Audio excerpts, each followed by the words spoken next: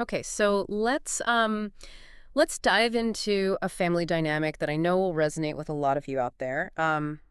Families with a narcissistic mother, and it's a topic full of nuance. And honestly, it can get pretty heavy. Yeah, it really can. And there's often a lot of judgment surrounding these families. Mhm. But you're right, it is important to approach this with nuance. We're here to kind of shed light on the psychology behind it, not to point fingers. Exactly. And I think a lot of people listening might not even realize they're caught in this type of dynamic. Like it can be really subtle. So to help us break it all down, we have an expert who spent years working with these exact family patterns. Happy to be here. Yeah. Yeah, it's way more common than people think. And the impact can be profound for everyone involved. So for our listener who might be hearing this term for the first time, let's start with the basics.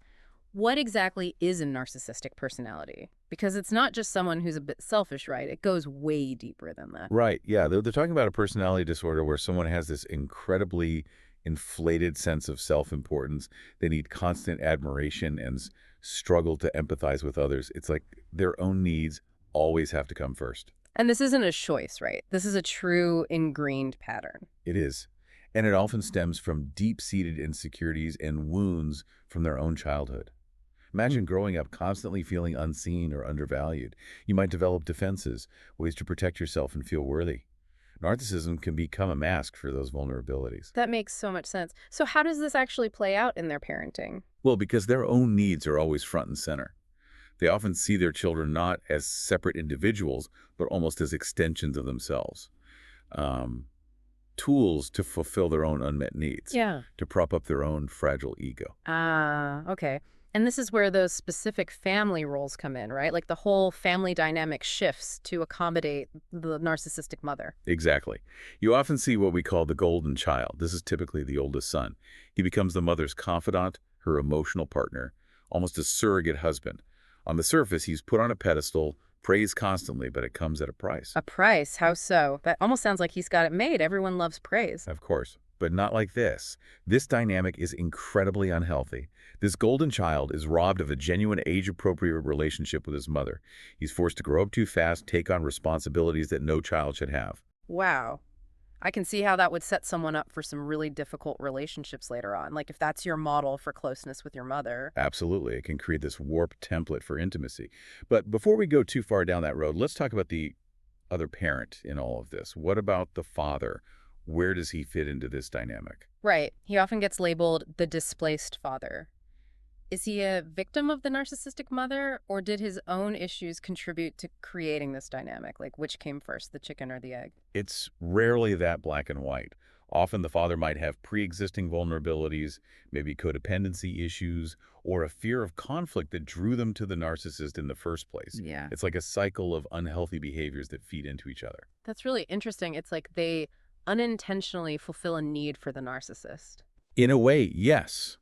And whether it's by choice or circumstance, the father's emotional absence further solidifies the mother's control.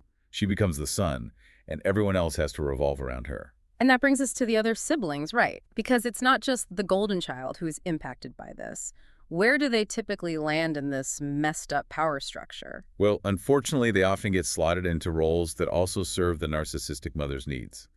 You might have the scapegoat child, the one who can never do anything right. They become a target for the mother's blame and insecurities. So it's a way to kind of deflect attention from the perfect golden child, to maintain that illusion of control. You got it. And then you might have the lost child who tries to fly under the radar, avoid conflict at all costs. Or the peacekeeper who's constantly trying to smooth things over, keep everyone happy, which in a family like this is like trying to nail jelly to a wall, you know? Yeah. It's impossible. It's heartbreaking, really. So we've got the narcissistic mother calling the shots, the emotionally absent father, and all these kids trying to navigate these really intense, often damaging roles. But how does she maintain control? What are some of the tactics a narcissistic mother might use on a daily basis? Because I think this is where things can get really confusing for people who are in it. It's not always obvious, right?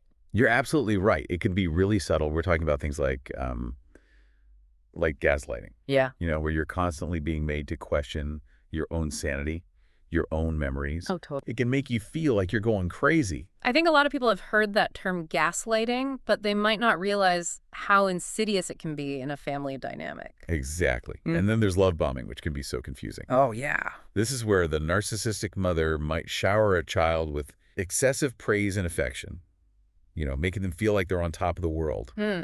But then, just as quickly, she'll withdraw it, often as a way to punish or manipulate them.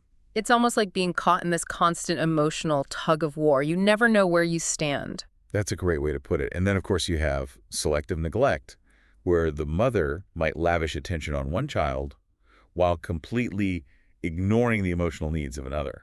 Right. It creates this unhealthy competition for her love and approval. Ugh. It's like all of this is designed to keep everyone off balance. It's no wonder these families are pressure cookers of dysfunction. It's true. And sadly, these patterns often follow these kids into adulthood. Yeah. The effects can be really far-reaching.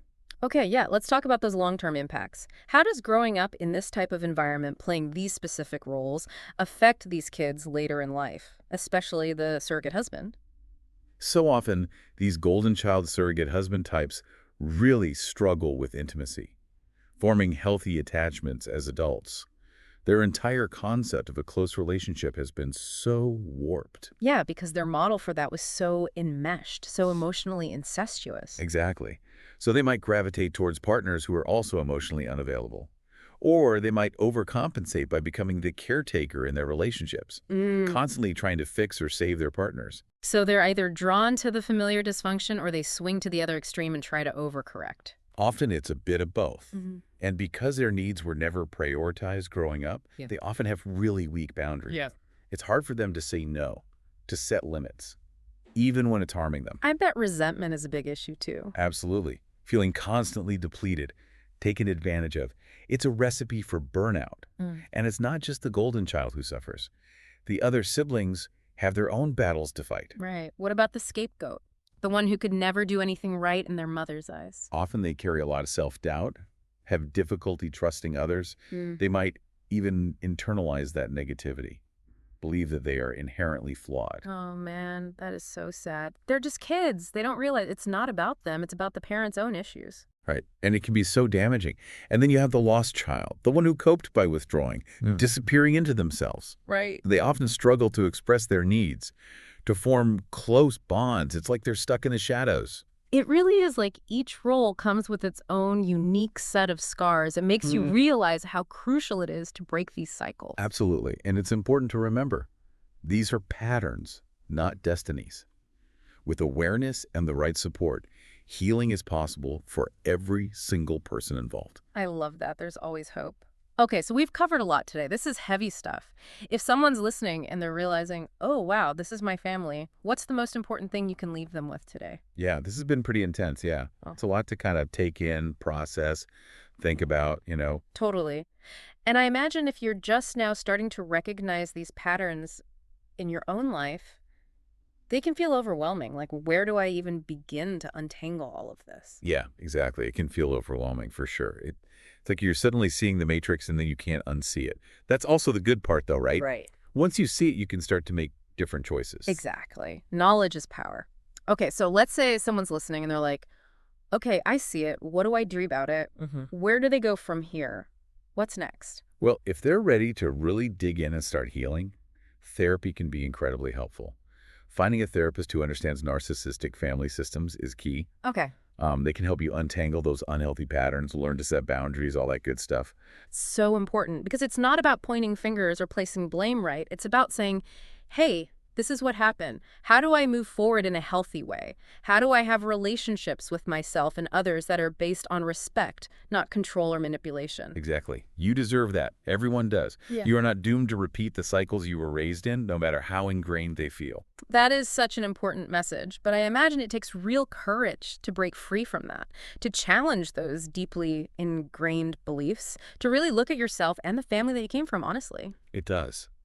But you are so much stronger than you think. And remember, healing isn't linear. There will be ups and downs, setbacks, breakthroughs. Be kind to yourself through the process. And celebrate every win. Because even just listening to this deep dive today, starting to question these dynamics, that is huge. So to our listener out there who's resonating with this conversation, you are not alone. You are absolutely not alone. And more importantly, you have the power to choose a different path, to create a whole new story for yourself. one that's built on authenticity and self-love. I love that. And on that incredibly empowering note, that's a wrap on today's deep dive into the complex world of narcissistic mothers and the families that orbit around them. We covered a lot, but this is really just the tip of the iceberg. If you're hungry to go deeper, and I know you are, head to our website. We'll have a curated list of books, articles, and other resources to support you on your journey. And as always, thanks for joining us on the deep dive.